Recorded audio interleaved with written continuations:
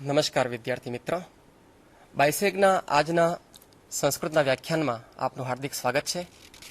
આજનો અમારો વિષય છે ભાસના રામાયણ ઉપર આધારિત નાટકો.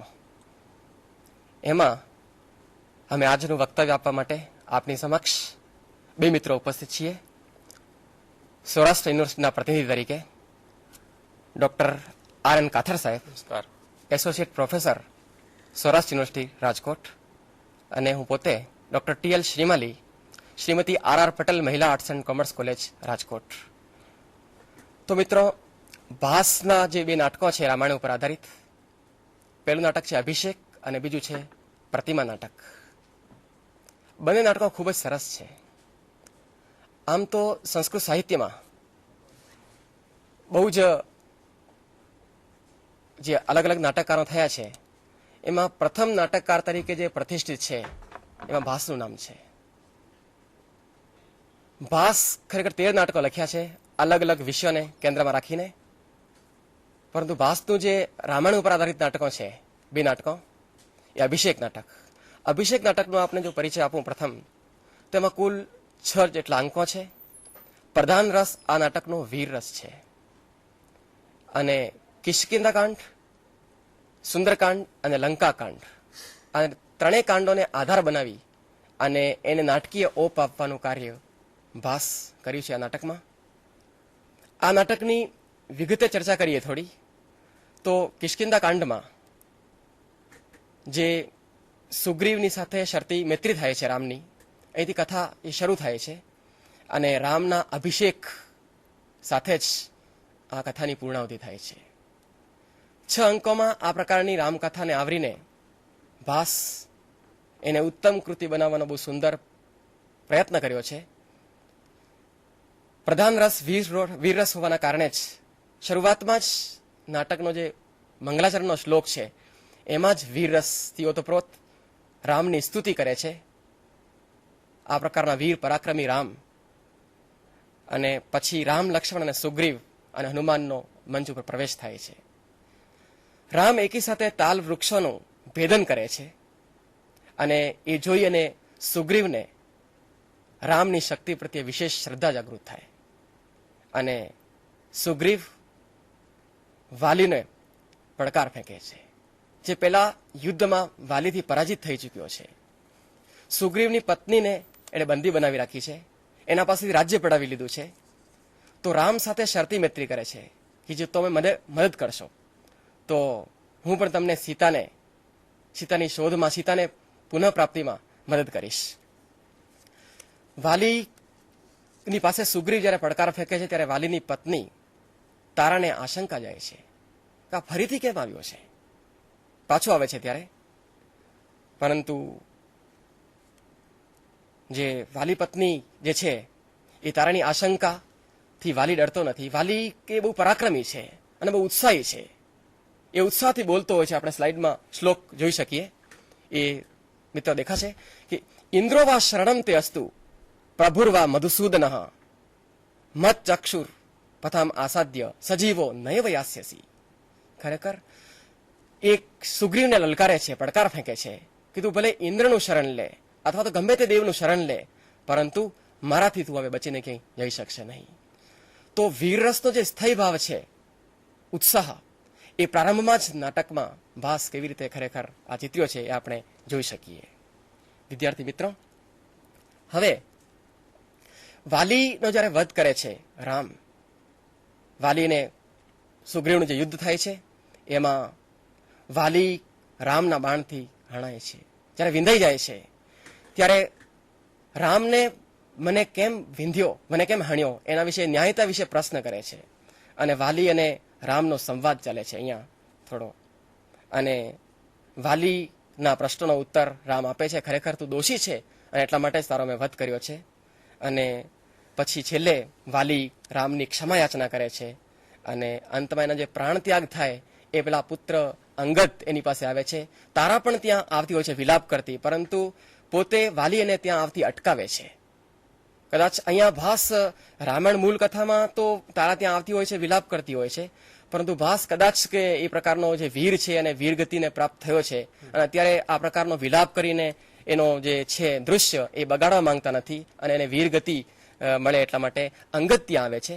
સુગ્રીવ વિષાદ પામે છે, ભાઈનું મૃત્યુ થયું છે, અને અંગદ વિલાપ કરે છે ત્યાં, અને અંગદ વિલાપ કરે છે. પછી અહીંયા જે ભાસ અન્ય નાટક જે લખ્યો છે મહાભારત ઉપર આધારિત ઉરુભંગ નાટક, એમાં પણ એ પ્રકારનું દૃશ્ય સર્જાય છે કે ત્યાં દુર્યોધન પણ મરતી વખતે એ પોતાના પુત્ર દુર્જયનો હાથ એ પાંડવોને સોંપે છે. અહીંયા પણ એવું જ થાય છે કે અંગદનો હાથ એ મળતો મળતો જે વાલી છે એ સુગ્રીવને સોંપે છે.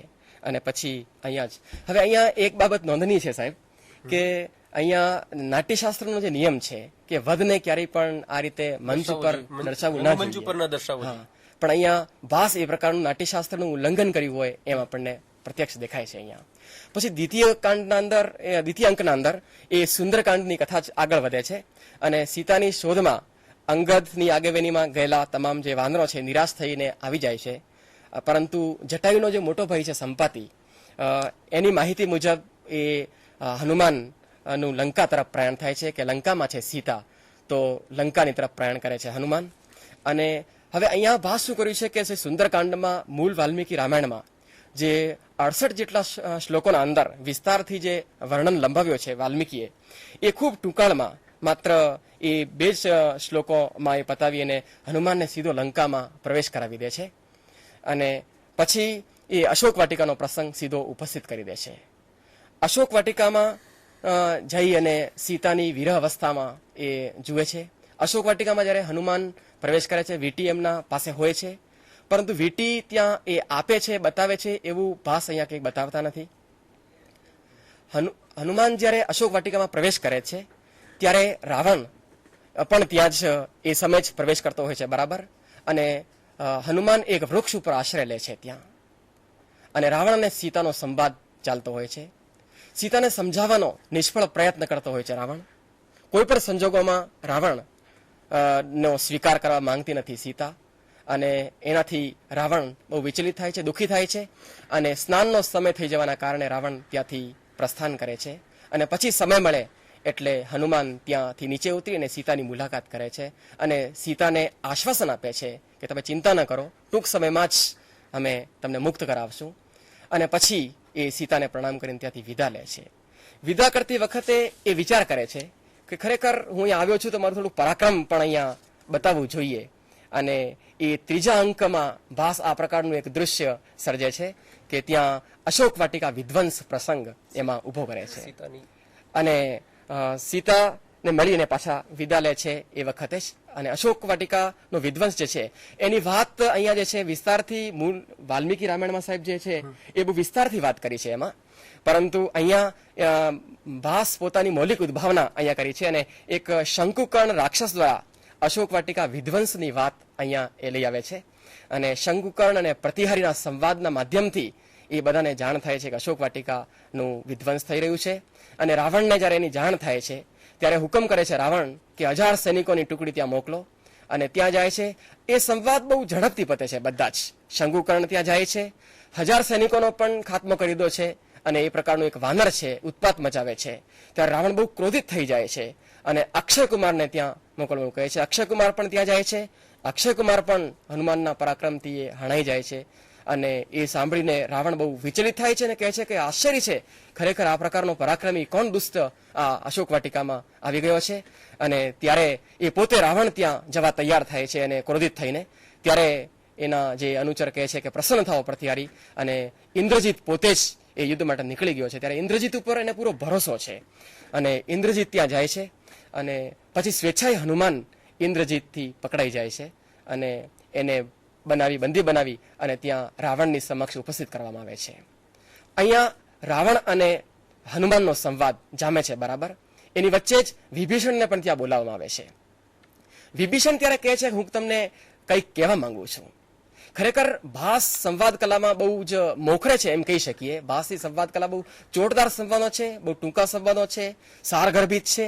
એવું 3જા અંકમાં કેટલાક સંવાદો આપણે વિદ્યાર્થી મિત્રો આપણે સ્લાઇડ ઉપર જોઈ શકીએ કે જે સંવાદ જે છે એ કેવા આમ કે વિભીષણ જ્યારે આવે છે ત્યાં, અને એ કેવા સંવાદ એ બોલે છે. એ જ્યારે વિભીષણ આવે છે તો કહે છે હું કંઈક કહેવા માંગુ છું સ્વામી. ત્યારે રાવણ કહે છે કે ઉચ્ચતામ તચ્છ્રેયો વયમપી શ્રોતા રહ, બોલ, તું જે બોલે છે હું પણ સાંભળવા ઈચ્છું છું. સર્વથા રાજકુલસ્ય વિનાશો અભ્યાગત ઇતિ મન્યે, વિભીષણ કહે છે દરેક રીતે ખરેખર રાજકુલનો વિનાશ આવી ગયો એમ લાગે છે મને.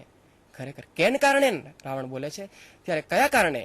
ત્યારે વિભીષણ કહે છે કે મહારાજસ્ય વિપ્રતિપત્યા, મહારાજની આ પ્રકારની અવળી દાનતના કારણે.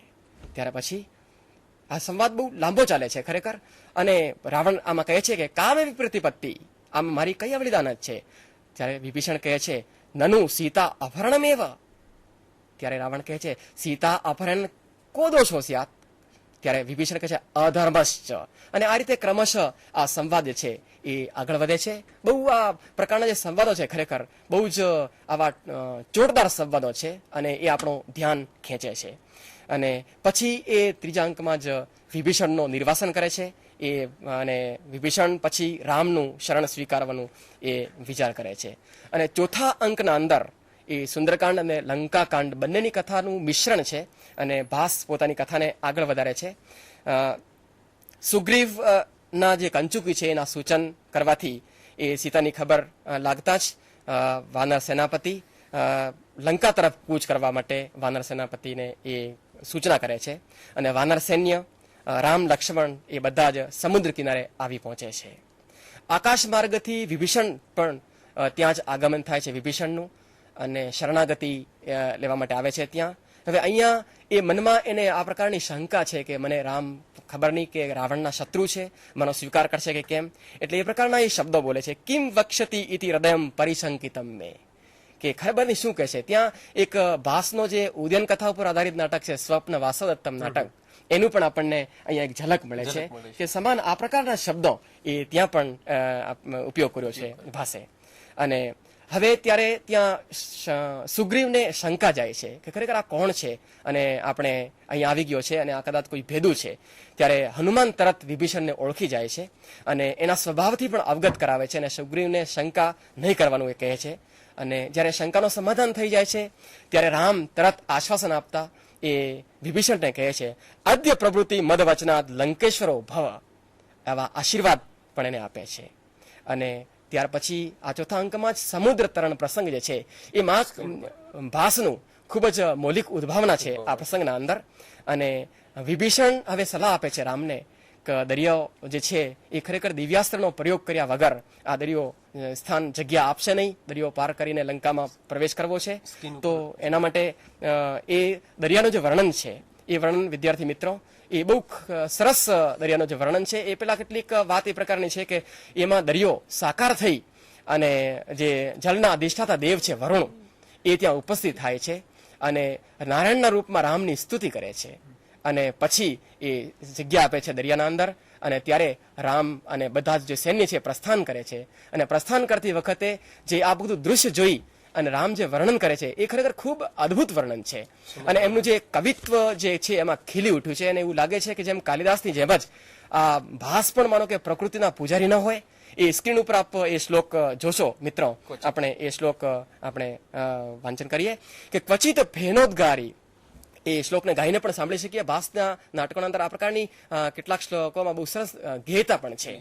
ક્વચિત ફેનોદ્ગારી ક્વચિદ બીચમીના કુલ જલઃ ક્વચિદ શંખા કીર્ણા ક્વચિદ બીચ નીલાંબુદ નિભઃ ક્વચિદ વીચીમાલ ક્વચિદ બીચનક પ્રતિભય ક્વચિદ ભીમાવર્ત ક્વચિદ બીચ નિષ્કંપ સલિલ. આ પ્રકારનું એક અદ્ભુત વર્ણન છે કે ક્યાંક આ પ્રકારના ફીણ ઉભરાવતો આ પ્રકારનો દરિયો છે, તો ક્યાંક આ પ્રકારના માછલીઓથી ભરપૂર છે, માછલીઓવાળો છે, અને ક્યાંક ભયંકર આ પ્રકારના મગરમચ્છ છે, અને આ પ્રકારનો જળવાળો જે છે દરિયો છે એ ખરેખર, અને ક્યાંક તો એનું જે મોજાઓથી ઉછળતું એનું પાણી છે, અને ક્યાંક કંપન રહિત આ પ્રકારનું જળ છે. કેવું એક સુંદર એક દૃશ્ય, જેમ કે દરિયો આપણી સમક્ષ સાકાર નહીં થતો હોય એ પ્રકારની પ્રતીતિ, આખું ચિત્ર અહીંયા ઉપસ્થિત હોય. અહીંયા ખરેખર સાહેબ મને એમ યાદ આવે છે કે રઘુવંશના 13મા સર્ગમાં કાલિદાસ ત્યાં પણ એ પ્રકારનો વર્ણન એ ઉપસ્થિત કર્યો છે અને એ જ પ્રકારનો વર્ણન ત્યાં શબ્દચિત્ર આપણી સમક્ષ એ ઉપસ્થિત થઈ જાય છે. એ ખૂબ આ પ્રકારનો એક સરસ છે. અને પછી નો જે છે એમાં લંકાનું જે સ્થળ એ દરિયો પાર કરીને જ્યારે લંકામાં પહોંચે છે ત્યારે એ સુમેલ પર્વત જે છે એ ત્યાં પહોંચી અને નીલ વાનર એ ત્યાં બે જાસૂસોને પકડી લાવે છે અને એ જાસૂસોને વિભીષણ ઓળખી લે છે. એ બંને જાસૂસો જે છે એ શુક અને સારણ એ જે રાવણના માનીતા મંત્રીઓ છે અને એ આવીને એક રૂપ પરિવર્તન કરીને આવે છે ત્યાં અને રૂપ પરિવર્તન કરીને આવીને એમ કહે છે ખરેખર કે રાવણનો સાથ અમે પણ છોડી દીધો છે અને અમે પણ રામના શરણમાં આવ્યા છીએ. ત્યારે વિભીષણ કહે છે કે આ તો શુક અને સારણ બે રાવણના આ પ્રકારના જાણીતા મંત્રીઓ છે. એ ગમે તે થઈ જાય પરંતુ એ રાવણ પ્રત્યે ખૂબ વફાદાર છે અને રામનો એ સ્વીકાર ન જ કરી શકે. ત્યારે રામને કહે છે કે એને તો તમે યોગ્ય દંડ આપવો જોઈએ તમારે. ત્યારે રામ દંડ તો નથી આપતા પણ એને ખરેખર કે આપણા સૈન્યના એને દર્શન કરાવી દો અને રાવણને સંદેશો મોકલાઈ અને એને છોડી દે છે. અને ત્યાર પછી એ સૂર્યાસ્તના વર્ણન સાથે જ આ ચોથા અંકનો પણ સમાપન થાય છે અને એની સાથે જ 5મો અંક જે છે એ લંકા કાંડ નો એમાં વર્ણન આવે છે અને ભાસ એમાં પણ કેટલાક પોતાના મૌલિક ફેરફારો કર્યા છે. યુદ્ધના શ્રી ગણેશથી જ એ અંકનો પ્રારંભ થાય છે. પ્રહસ્ત અને કુંભકર્ણનું મૃત્યુ થઈ ચૂક્યું છે અને ઇન્દ્રજીત લડવા માટે નીકળે છે. હવે એમાં એક વિદુતજીવ નામનો જે રાક્ષસ શિલ્પ છે એને રાવણ આ પ્રકારનું સૂચન કર્યું છે કે રામ અને લક્ષ્મણના બનાવટી મોઢા તૈયાર કરવાનું. અને પછી સીતાની પાસે અશોક વાટિકામાં રાવણ ત્યાં જાય છે અને ફરીથી સીતાને સમજાવવાનો એ પ્રયત્ન કરે છે પણ એમાં બહુ ઉગ્ર સંવાદ થાય છે, જોરદાર જામે છે સંવાદ. અને એ સમયમાં પૂર્વમાં જે સૂચના છે એ મુજબ આયોજન મુજબ એ બે રામ અને લક્ષ્મણના બનાવટી મસ્તક મોઢા લઈ અને એક રાક્ષસ ત્યાં પ્રવેશ કરે છે અને રાવણ તરત ત્યાં સીતાને કહે છે કે ખરેખર તને કોણ બચાવશે, કેમ કે ઇન્દ્રજીત રામ અને લક્ષ્મણ બંનેનું તો વધ કરી દીધું છે. અને આ બધું જોઈને સીતા મૂર્છિત થઈ જાય છે, વિલાપ કરવા લાગે છે. પરંતુ સીતાને આમાં એક પ્રકારના કાવતરાની ગંધ આવે છે અને એ જ્યારે એમ કહે છે કે તને ઇન્દ્રજીત રામ અને લક્ષ્મણને તો હણી નાખ્યા છે, તને કોણ બચાવશે, ત્યારે નેપથ્યથી આવાજ આવે છે કે રામેણ રામ, તને રામ બચાવશે એ રીતું. ત્યારે સીતાના મોઢેથી નીકળે છે તરત કે ચિરંજીવ લાંબુ જીવો. તો અહીંયા એક પ્રકારનો એવો એક દૃશ્ય સર્જાય છે, ખરેખર બહુ અદભુત એક વક્રોક્તિ પણ છે અને એક નાટકના પ્રયોગમાં સાહેબ એને આપણે પતાકા સ્થાન પણ ગણી શકીએ. બહુ સુંદર અહીંયા ભાસના સંવાદો કેટલા ચોટદાર અને કેવી કોઈ એક ઊભું કરે છે વચ્ચે દૃશ્ય લઈને કે ખરેખર આપણને આશ્ચર્યચકિત કરી દે છે. ભવભૂતિના ઉત્તરરામચરિત નાટકમાં પણ આ પ્રકારનો એક પ્રયોગ કરેલો છે. હા, ભવભૂતિના નાટકમાં પણ એ પ્રકારનું આપણને સીતાનું વર્ણન કરતો હોય છે એને ને કહેતા હોય કે કિમસ્યા ન પ્રેયો પરમ અસહ્ય તું વિરહ. આ પ્રકારનું જયારે વાત કરે ત્યારે જ પેલો કે દેવ આવી પહોંચ્યો. હા, ત્યાં એ પતાકા સ્થાન એ પ્રકારનું સરસ મજાનું. તો એ હવે રાવણ ત્યાં પછી રાવણને ખબર પડે ત્યાં પછી પેલો આવે જે માણસ એ ખરેખર તો ઇન્દ્રજીતના વધના સમાચાર લઈને આવ્યો છે કે ઇન્દ્રજીત હણાઈ ગયો છે, રામ એને હણી નાખ્યો છે. ત્યારે એ ખરેખર બહુ વિલાપ કરે છે અને રાવણને અસલિયત ખબર પડે અને રાવણ સીતા પણ અસલિયત સમજી જાય છે અને રાવણ ક્રોધ પણ કરે છે અને એટલો બધો વિલાપ કરે છે. અહીંયા એક બાબત નોંધનીય છે કે રાવણનો જે વિલાપ બતાવ્યો છે એ ખરેખર ખૂબ જ, કેમ કે એક રાક્ષસીય સ્વભાવ છે અને રાક્ષસ સંવેદનાનો તત્વ રાક્ષસોમાં ઓછો હોય છે. પરંતુ અહીંયા રાવણના પાત્રનું પણ એમ લાગે છે કે ભાસ ઉર્ધ્વીકરણ કર્યું હોય અને એને માનવ સદૃશ એનો સ્વભાવ છે અને જે રીતે કે પુત્રનું અવસાન થઈ જાય અને પિતા જે રીતે વિલાપ કરતો હોય એ પ્રકારનું પણ અહીંયા બતાવવાનો એમણે પ્રયત્ન કર્યો છે. અને જે રાવણનો જે વિલાપ છે એ આપણે સ્ક્રીન ઉપર એ શ્લોક આપણે સ્લાઇડમાં જોઈશું. બહુ સરસ શ્લોક છે આ ખરેખર. અને આ જ પ્રકારનો શ્લોક પ્રતિમા નાટકમાં પણ મૂક્યો છે આપણે એ વખતે, એની પણ છંદમાં આ શ્લોક છે. તો હાવત્સ સર્વ જગતામ જર કૃત કૃતાસ્ત્ર હાવત્સ વાસવ જીદાનત વેરી ચક્ર હાવત્સ વીર ગુરુવત્સલ યુદ્ધ શોંડ હાવત્સ મામિહ વિહાય ગતોસી કસ્માત.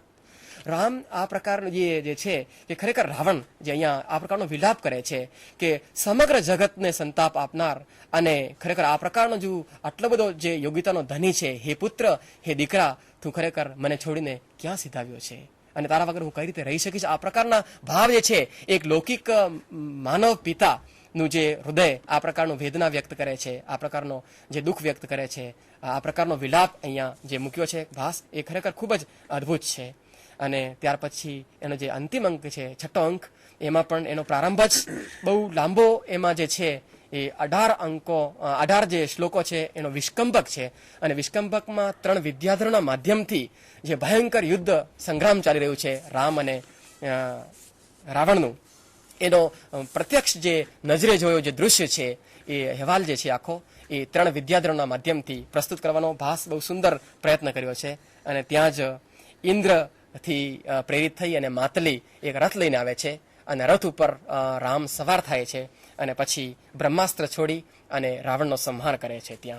હવે ત્યાં રાવણનો સંહાર થયા પછી સીતા પ્રસન્નવદના આવી રહી છે એ પ્રકારના સમાચાર આપે છે જ્યારે એને વિભીષણ, ત્યારે વિભીષણ એ રોકે છે સીતાને, કહે છે કે ના ના ના, કે અમારા કુલને કલંક લગાડનારની આ પ્રકારની, કેમ કે રાક્ષસના સંસર્ગમાં આટલા સમય સુધી એને નિવાસ કર્યો છે અને હવે એને ત્યાં જ રહેવા દો, આ પ્રકારનું. ત્યારે સીતા અગ્નિમાં પ્રવેશ કરવાની ઈચ્છા વ્યક્ત કરે છે અને એમાં પણ રામની સંમતિ માંગે છે. તો લક્ષ્મણ રામની સંમતિ લેવા માટે એ આવે છે અને રામ એની સંમતિ આપે છે. ત્યારે જે લક્ષ્મણની જે કિંકર્તવ્ય વિમૂઢતા છે અને લક્ષ્મણની બુદ્ધિ જે દોલાયમાન થઈ રહી છે, એનું બહુ સરસ ચિત્ર ઉપસ્થિત કર્યું છે ભાસ, એ પણ આપણે સ્લાઇડમાં જોઈશું મિત્રો. ખરેખર કે શું કહે છે કે વિજ્ઞાય દેવ્યા શોચમ શ્રુત્વા ચ આર્યસ્ય શાસનમ ધર્માંતરે ન્યસ્તા બુદ્ધિ દોલાયતે મમ, ધર્મ સ્નેહાંતરે ન્યસ્તા બુદ્ધિ દોલાયતે મમ. ધર્મ અને સ્નેહની વચ્ચે મારી બુદ્ધિ દોલાયમાન થઈ રહી છે. એક બાજુ તો ખરેખર દેવીની પવિત્રતા જાણી છે મેં, અને બીજા બાજુ મોટાભાઈની આજ્ઞા છે. એ બંને સાંભળીને ખરેખર એ બધું જોઈ અને મને ધર્મ અને સ્નેહની વચ્ચે મારી બુદ્ધિ દોલાયમાન થઈ રહી છે. તો ભાસ ક્યાંક ક્યાંક આ પ્રકારના એવા શ્લોક પણ મૂકે છે ખરેખર કે જે આપણને આમ હૃદયને હચમચાવી દે અને આંદોલિત કરે છે, અને ખરેખર કે જેમાં કેટલી સંવેદના છે અને કેટલું આમ એક ચિંતનમાં નાખી મૂકી દે છે આપણને, એ પ્રકારના પણ એવા શ્લોક છે. તો આ રીતે અને પછી જ આમાં જે અગ્નિ પરીક્ષા થાય છે, મૂળ રામાયણમાં જે અગ્નિ પરીક્ષા છે, એમાં જે અગ્નિ પરીક્ષા છે એના કરતા ભાસ એમાં કેટલીક મૌલિકતા બતાવવાનો બહુ સુંદર પ્રયત્ન કર્યો છે. એમાં અગ્નિદેવ સાકાર થાય છે અને સાકાર થઈને પછી અગ્નિ પરીક્ષામાંથી પસાર થયેલી સીતાને હાથ પકડીને લાવે છે. આવતી સીતાને વિભીષણ, હનુમાન વગેરે જુએ છે અને બધા પ્રસન્ન થાય છે અને રામને સમક્ષ આવી અને નારાયણના રૂપમાં રામની સ્તુતિ કરે છે અગ્નિદેવ, અને કહે છે કે ખરેખર આ લક્ષ્મી સ્વરૂપ આ સીતાનો આપ સ્વીકાર કરો છો. ત્યારે રામ સહજ ભાવમાં કહે છે ખરેખર કે મેં લોકોના વિશ્વાસના કારણે જ આ પ્રકારનું કર્યું હતું, નહીં તો ખરેખર સીતાની શુદ્ધતા વિશે મને પહેલાથી ખ્યાલ હતો જ. હવે અહીંયા પણ જે સીતાનો એમને ખબર હતી તેમ છતાં પણ આ પ્રકારનું જે વર્તન કર્યું છે, આ જ પ્રકારનું સાહેબ ભાસનો જે ઉત્તર રામચરિત નાટક છે ભવભૂતિનો, એ નાટકમાં પણ આપણને આ પ્રકારનું જોવા મળે છે કે ત્યાં ભવભૂતિ રામના મુઢેથી કહેવાડે છે કે સ્નેહમ દયામ ચ સૌખ્યમ ચ યદિ વા જાનકીમપી આરાધનાય લોકસ્ય મુંચતો નાસ્તિ મે વ્યથા. અને પછી વજ્રાદપી કઠોરાણી મૃદુની કુસુમાદપી લોકોત્રામ ચેતાંસી કોન વિજ્ઞાતુમ અહરતી. આ પ્રકારનું જે ઘટના છે, તો એના બીજ પણ અહીંયા પડ્યા હોય એ પ્રકારની પણ અહીંયા પ્રતીતિ થાય છે. તો આ રીતે એ અગ્નિ પરીક્ષા છે એ પણ ભાસ એમાં મૌલિક ઉદ્ભાવનાનો સુંદર પ્રયત્ન કર્યો છે. અને પછી અગ્નિદેવ પોતે જ એમાં એ સાક્ષી એ અભિષેક કરવાની સૂચન કરે છે અને ત્યાં જ યમ અને વરુણ વગેરે દેવતાઓ આવે છે ઇન્દ્રથી વેષ્ટિત થઈને, અને તમામ દેવતાઓની હાજરીમાં ઉપસ્થિત, અને ત્યાં પ્રધાન મંડળ સાથે જ ખાસ કરીને ભરત અને શત્રુઘ્ન પણ ત્યાં ઉપસ્થિત હોય છે, અને ત્યાં જ બધાની હાજરીમાં રામનું અભિષેક થાય છે લંકામાં જ. તો આ પ્રકારનો અભિષેક આ નાટકનો શીર્ષક છે. તો આમાં 3 અભિષેકનો સંકેત આપણને વર્ણન મળે છે. પ્રથમ એમાં સુગ્રીવનો અભિષેક છે, અને બીજો વિભીષણનો અભિષેક છે, અને ત્રીજો એ રામનો અભિષેક છે. તો આ 3 અભિષેકને કેન્દ્રમાં રાખી અને નાટ્યકાર ભાસ આ નાટકનું શીર્ષક અભિષેક આપ્યું હોય એમ પણ લાગે છે. તો આ રીતે આપણે અભિષેક નાટકનો આસ્વાદ આપણે કર્યો, અને હવે પછી રામાયણ ઉપર જ આધારિત ભાસનો જે બીજો નાટક છે, બહુ ખૂબ ઉત્તમ નાટક છે બીજો નાટક, એ પ્રતિમા નાટક, એના વિશે વાત કરવા માટે હું મારી સાથી રહેલા ડૉક્ટર કાથડ સાહેબને વિનંતી કરીશ કે પ્રતિમા નાટક વિશે વિસ્તારથી વાત કરશે. નમસ્કાર વિદ્યાર્થી મિત્રો. શ્રીમાળી સાહેબે આપણને સરસ મજાનો અભિષેક નાટકનો રસાસ્વાદ કરાવ્યો છે. મહાકવિ ભાસના પ્રતિમા નાટકનો રસાસ્વાદ આપણે કરીશું. મહાકવિ ભાસનું પ્રતિમા નાટક એ રામાયણ આધારિત નાટક છે અને 7 અંકનું નાટક છે. અયોધ્યાકાંડ અને અરણ્યકાંડમાંથી મહાકવિ ભાસે કથા વસ્તુ ગ્રહણ કરી પોતાની મૌલિક પ્રતિભાના બળે એમણે આ નાટકમાં મહત્વના પ્રસંગોને આલેખીને એક ઉત્તમ પ્રકારનું નાટક બનાવ્યું છે. નાટકની કથા વસ્તુની ટૂંકમાં કહીએ તો રામના રાજ્યાભિષેકની તૈયારીઓથી નાટકની શરૂઆત થાય છે. રાવણનો વધ અને પુનઃ રામનું રાજ્ય અવરોહણ ત્યાં સુધીમાં એ કથા પૂર્ણ થાય છે. 7 અંકી આ નાટક ભાસનું ઉત્તમ પ્રકારના નાટકોમાંનું એક નાટક છે. પ્રતિમા નાટકના જુદા જુદા અંકોની વાઇઝ કથા આપણે જોઈએ તો પ્રથમ અંકમાં મહાકવિ ભાસે મંગલ શ્લોકમાં નાટ્યશાસ્ત્રી એવા નિયમો છે કે નાટ્યકાર જ્યારે રંગમંચ ઉપર કોઈ પાત્રને જ્યારે લાવવું હોય ત્યારે સૌપ્રથમ એણે એ પાત્રનો પરિચય કરાવવો પડે. એટલે ભાસ પણ આ બાબતથી અવગત હોય એણે પણ મુદ્રા અલંકારનો ઉપયોગ કરી પ્રતિમા નાટકના આરંભમાં જ એમણે પ્રતિમા નાટકના પ્રમુખ પાત્રોનો એણે પરિચય કરાવી દીધો છે. એ પછી મંગલ શ્લોક પછી નાટકની સ્થાપના આવે છે. સ્થાપના બાદ પ્રતિહારી અને કંચુકીનો સંવાદ આવે છે. અભિષેક બાબતે રામના રાજ્યાભિષેક કરવાનો છે, કેવી રીતે તૈયારીઓ થઈ રહી છે એ બાબતનો કંચુકીનો એનો આખો સંવાદ આવે છે. રામના રાજ્યાભિષેક માટેની શું શું તૈયારીઓ, કેવી રીતે તૈયારીઓ થઈ રહી છે. એ પ્રથમ અંકમાં એક મહત્વનો પ્રસંગ છે, એ છે વલ્કલ પ્રસંગ. નાટકના જે મહત્વના 2 કે 3 પ્રસંગો છે, એક પ્રતિમા દૃશ્ય પ્રસંગ, વલ્કલ પ્રસંગ, આ 2 પ્રસંગો મહત્વના પ્રસંગો છે. એમાં વલ્કલ પ્રસંગ આવે છે. વલ્કલ પ્રસંગમાં પ્રતિહારીના ગયા પછી અવદાતિકા છે એ વલ્કલ લઈ અને પ્રવેશ કરે છે.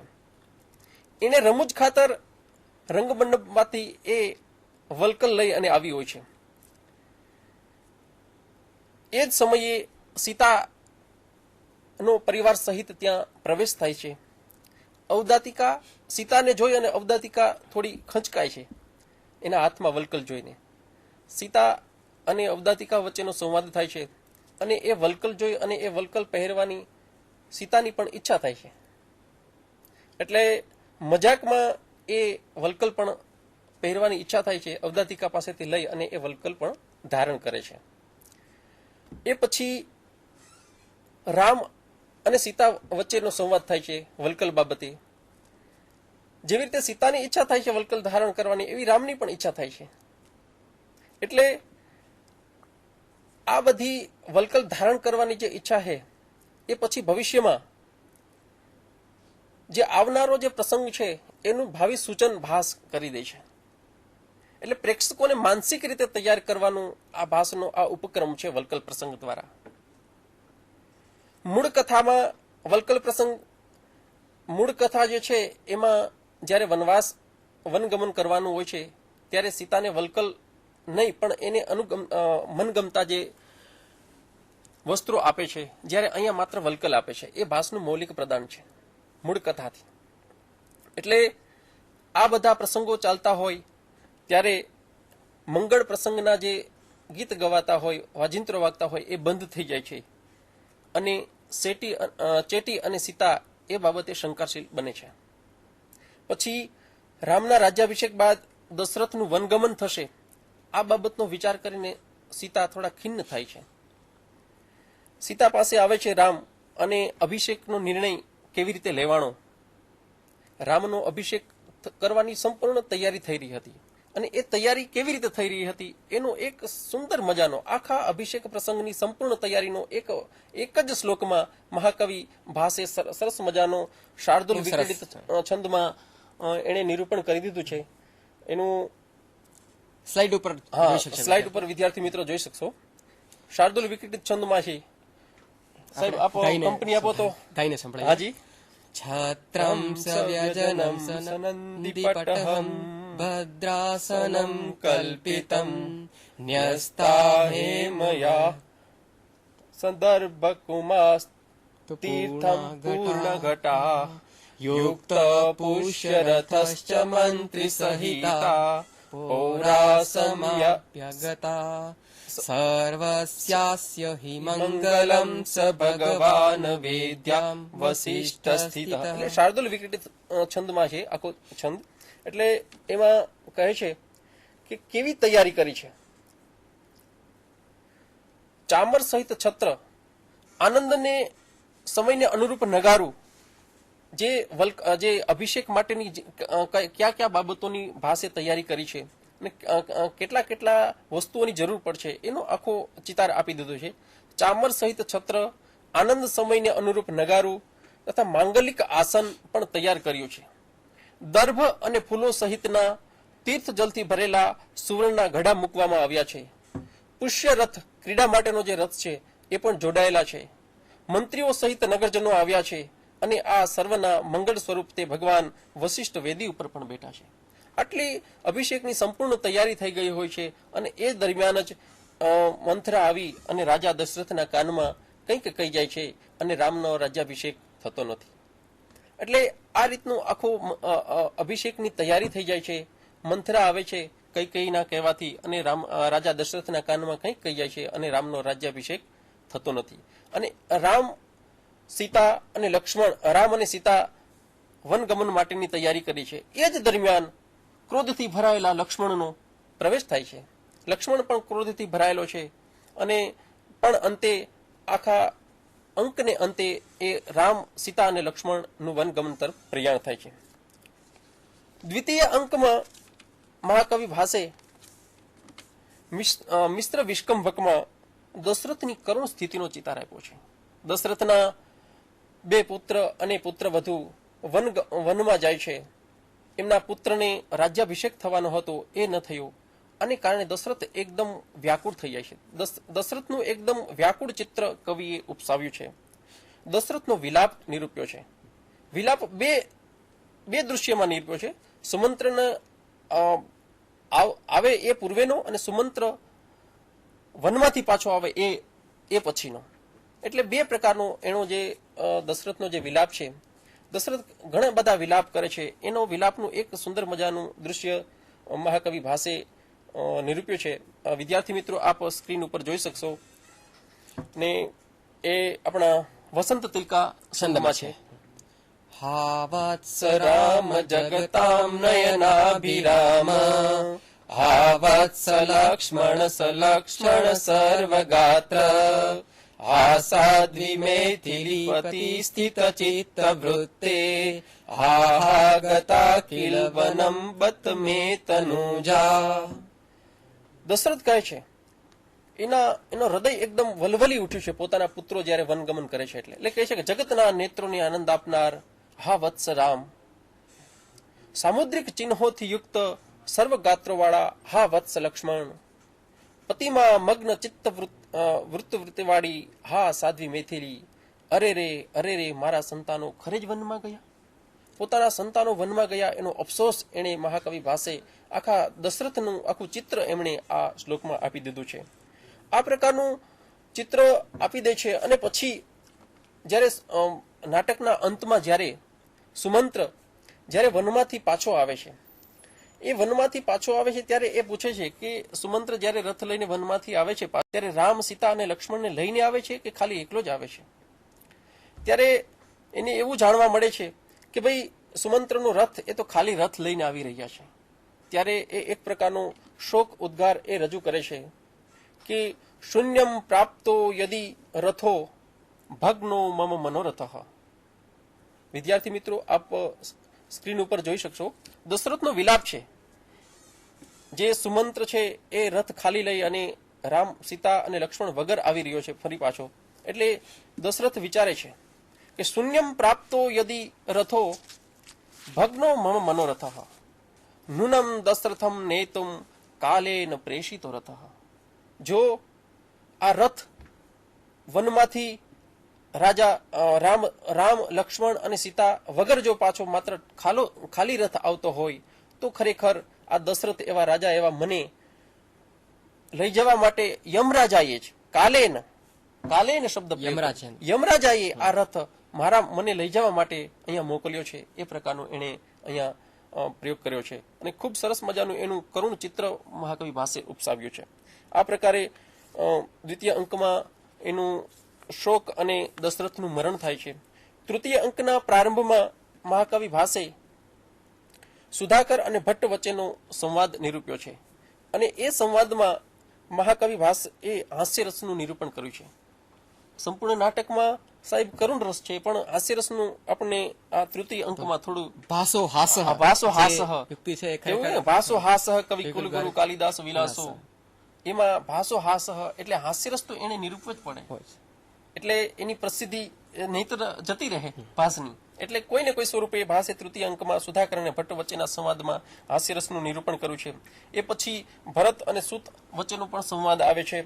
પ્રતિમા ગૃહ પ્રસંગ એ આ અંકનો મહત્વનો પ્રસંગ છે. પ્રતિમા ગૃહ પ્રસંગમાં 12 વર્ષથી મોસાળમાં રહેલો ભરત અહીંયા શું બનેલું છે એના વિશે કશું જાણતો નથી.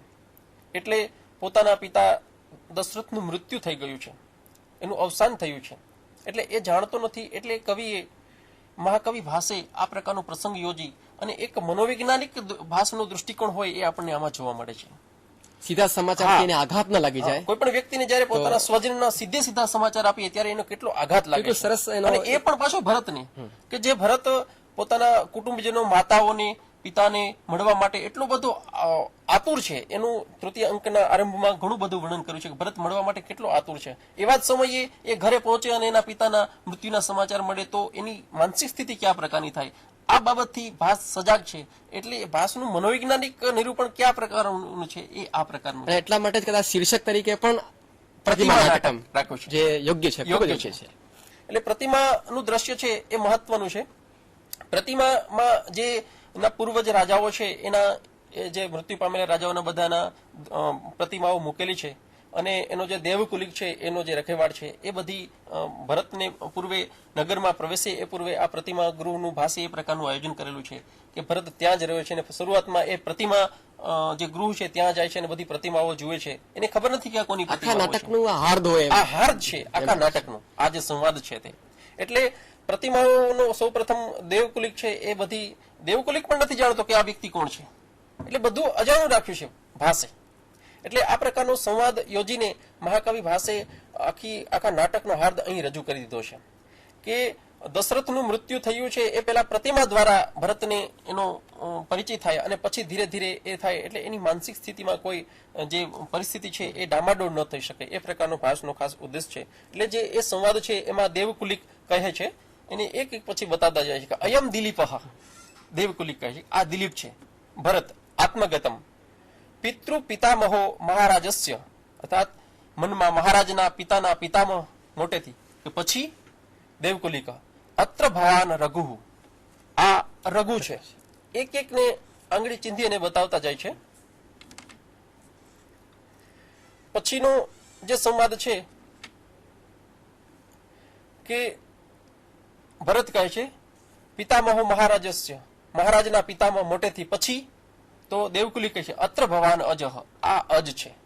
એટલે ભરત આત્મગતમ પિતા તાતસ્ય, એટલે કે મહારાજના પિતા મોટેથી. શું શું?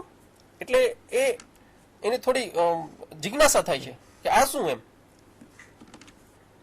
પછી કહે છે દિલીપ, દેવકુલિક અયમ દિલીપ અયમ રઘુ અયમ અજહ, આ દિલીપ, આ રઘુ, આ અજ. ત્યારે ભરત એવું કહે છે કે ભવંતમ કિંચિત પૃચ્છામી, હું તમને કંઈક પૂછવા આવ્યું. એના મનમાં શંકા થઈ છે. દશરથની પ્રતિમા જોઈ એટલે એના મનમાં કંઈક શંકા થઈ છે અને એ પૂછે છે કે ભવંતમ કિંચિત પૃચ્છામી ઘરમાણા નામ અપી પ્રતિમા સ્થાપ્યંતે. એવું પૂછે, તમને કંઈક પૂછું, જીવતાઓની પ્રતિમાઓ પણ મુકાય છે? દશરથની પ્રતિમા જુએ છે અને ભરતને એવું થાય છે કે કેમ જીવતાઓની પણ પ્રતિમા? ભરતને ખ્યાલ નથી કે પોતાનો પિતા અવસાન પામી ગયા છે. એટલે આવો પ્રશ્ન પૂછે છે દેવકુલિકને. એટલે પૂછે છે કે તમને કંઈક પૂછું છું કે જીવતાઓની પ્રતિમાઓ પણ અહીં મુકાય છે? અને ત્યારે દેવકુલિક એની આખી ઘટસ્ફોટ કરે છે, ન ખલું અતિક્રાંતાનામ એવ. ના ના, ખરેખર નહીં, ના માત્ર મરેલાઓની જ પ્રતિમાઓ અહીંયા મૂકવામાં આવી છે. અહીંયા એને સંકેત સમાચાર અહીંયા ભરતને આ પ્રતિમા ગૃહના દ્રશ્ય દ્વારા ભરતને એના પિતાના અવસાનના સમાચાર આપવામાં આવે છે અને આખા નાટકને કેવી રીતે એને વાત રજૂ કરવી છે એ ભાષે સરસ મજાએ અહીંયા રજૂ કરી છે. આ રીતે અહીંયા અને પછી માતાઓનો પણ ત્યાં પ્રવેશ થાય છે. કઈ તરફ એની માતા તરફ એમને તિરસ્કાર થાય છે અને તિરસ્કારની લાગણી અહીંયા અંતે તૃતીય અંકમાં થાય છે. ટૂંકમાં તૃતીય અંકનો જે આ પ્રસંગ છે એ ખૂબ સરસ મજાનો છે અને નાટકના હાર્દસમો છે. ચતુર્થ અંકમાં પ્રવેશક નંદિકા અને વિજયાદાસીનો સંવાદ આવે છે અને ભરત અને રામનો મિલાપ થાય છે. અહીંયા ભરતના પાત્રનું જે ઉજ્જવળ પાસું છે, હા, એ ભરતનું જે પાત્રનું ઉર્ધ્વીકરણ કર્યું છે. ભાષે લગભગ નાટક એના તમામ પાત્રોનો ઉર્ધ્વીકરણ કરવાનો સુંદર પ્રયત્ન કર્યો છે. કઈ હોય, ભરત હોય, દુર્યોધન હોય અને રાવણ જેવા પાત્રનું તો અભિષેક અને પ્રતિમા બંને નાટકોમાં એમણે ઉર્ધ્વીકરણ કર્યું લાગે છે કે એમને રાક્ષસી સ્વભાવ કરતા એને માનવીકરણ કર્યું હોય, માનવીકરણ કરેલું છે આ પ્રકારનું. એટલે ભરતનો મિલાપ થાય છે. ભરત પોતે રાજ્ય સ્વીકારવા તૈયાર નથી. રામ એને સોગંદ આપે છે અને સોગંદ આપે છે ત્યારે એ સ્વીકારવા તૈયાર થાય. ત્યારે પણ એવું કહે છે કે એમની ચરણ પાદુકા નો અભિષેક કરી અને રહેશે એ પ્રકારે. ત્યારે રામ થી સ્વગત બોલાઈ જાય છે કે સુચિરેણા પીકાલેન યશઃ. વિદ્યાર્થી મિત્રો, આપ જોઈ શકો છો રામનો જે ભરત પ્રત્યેનો જે ભાવ છે અને ભરતનું જે પાત્રનું જે ઉર્ધ્વીકરણ કરેલું છે એની વાત કરી છે અને કીધું છે સુચિરેણા પીકાલેન યશઃ કિંચિન મયાર્જિતમ અચિરેણેવ કાલેન ભરતેન અદ્ય સંચિતમ. કીધું છે સ્વગત, અરે રે, મેં થોડો યશ ઘણા લાંબા સમયે મેળવ્યો હતો, તે ભરતે આજે થોડા જ સમયમાં પ્રાપ્ત કરી લીધો છે. એટલે ટૂંકમાં આ બંને નાટકો જે છે એ ખરેખર ખૂબ જ આમ રસપ્રદ છે શકીએ અને ભાષનું એક મનોવૈજ્ઞાનિક દૃષ્ટિકોણ પણ જોવા મળે છે. પાત્રનું ઉર્ધ્વીકરણ કરવાનું પણ એનું એમાં જોવા મળે છે. નાટકમાં સાહેબ આપને કોઈ ખાસ એવી વિશેષતા જે લાગી હોય કે જરા વિદ્યાર્થી મિત્રોને જણાવશું આપણે. ખાસ વિશેષતા એની તો એ છે જે વલ્કલ પ્રસંગ છે કે જેમાં વલ્કલ પ્રસંગ દ્વારા અને એમાં વલ્કલ પ્રસંગમાં ભાવિ ઘટનાઓનું સૂચન કેવી રીતે થાય છે. સીતા જે વલ્કલ ધારણ કરે છે એ જ વલ્કલ રામ જે વલ્કલ ધારણ કરે છે એ જ ભવિષ્યમાં એને ફરી પાછું એ જ સાચું પડે છે.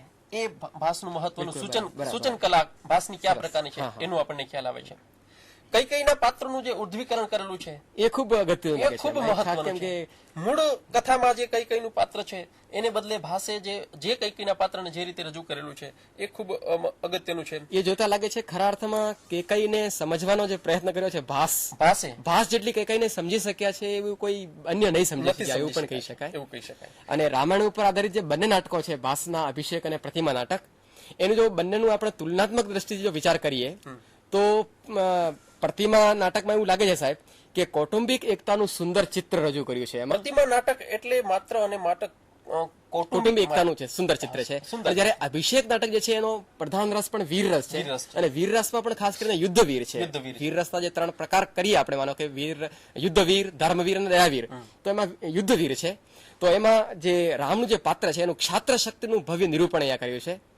અને બીજું કે અભિષેકમાં પણ એવું કર્યું છે કે અભિષેક નાટકમાં જે અભિષેક થાય છે એ ખરેખર લંકામાં જ છે, જ્યારે પ્રતિમા નાટકમાં જે અભિષેક જનસ્થાન તપોવનમાં એનો અભિષેક કરવામાં આવ્યો છે.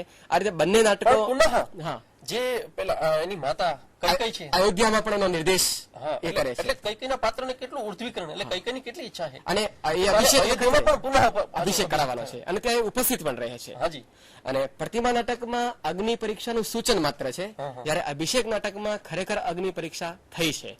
તો એ પણ એક અને પ્રતિમા નાટક દ્વારા શું છે ખાસ તો કે જે ભરતનું જે ભાતૃભાવ છે એ કેટલો ગજબનો દર્શાવી દીધો છે પાસે. બહુ સુંદર. ભાઈ પ્રત્યેનો ભાઈનો કેટલો ભાતૃભાવ છે એ પ્રેમ એમણે એક ખૂબ સરસ મજાનો દર્શાવી દીધો છે. આ રીતે મહાકવિ ભાસના પ્રતિમા નાટક અને અભિષેક નાટક બંને નાટકોનો મિત્રો આપણે ટૂંકા સમયમાં એનો રસાસ્વાદ કરેલો છે. ઘણા બધા પ્રસંગો છે, અદ્ભુત નાટકો છે, પણ ભાસની જે મનોવૈજ્ઞાનિક કલા અને પાત્રોનું ઉર્ધ્વીકરણ આ ભાસની નાટ્ય શૈલીની મુખ્ય વિશિષ્ટતાઓ છે. અને ભાસે રામાયણની મૂળ કથામાં પોતાની પ્રતિભાના બળે કંઈક નવું આપીને પાત્રોને ઉર્ધ્વીકરણ કર્યું છે અને એક સમાજને એક સાહિત્યનો જે ઉદ્દેશ છે કાંતા સમિત તયોપદેશ, એ ઉપદેશ આપવાનું કામ મહાકવિ ભાસે આ પ્રતિમા નાટક કૌટુંબિક ચિત્ર ઊભું કરીને પ્રતિમા નાટકમાં ખૂબ સરસ રીતે ભાઈ પ્રત્યેનો પ્રેમ, માતાનો પુત્ર પ્રત્યેનો પ્રેમ, કઈકઈને જે આપણે ગલત સમજીએ છીએ, ખોટી સમજીએ છીએ જે મૂળ કથામાં, એ ભાષે એને એક આદર્શ માતા તરીકે નિરૂપી દીધી છે. એટલે આ પ્રકારનું એનું આદર્શ માતા, આદર્શ ભાઈ, આદર્શ પત્ની એ શું હોય છે એ આદર્શો મહાકવિ ભાસે આ નાટકોમાં ઉમેરી દીધા છે. અભિષેક નાટકમાં જે રીતે એક દ્વિવિધ પુનઃ પ્રાપ્તિ એમ કહી શકાય કે રાજ્યાભિષેક અને સીતાની પુનઃ પ્રાપ્તિ અને એનો પ્રતિમા નાટકનો અંત ખરેખર કૌટુંબિક પ્રેમના ચિત્રણથી જ થાય છે. તો આ બંને નાટકો રામાયણ ઉપર આધારિત છે, પણ બંને નાટકોને એ રીતે એમણે અલગ પાડ્યા છે અને ખૂબ એમણે સુંદર એમની પ્રતિભાનો પ્રદર્શન કરવાનો એમણે સુંદર પ્રયત્ન કર્યો છે. અસ્તુ વિદ્યાર્થી મિત્રો, નમસ્કાર.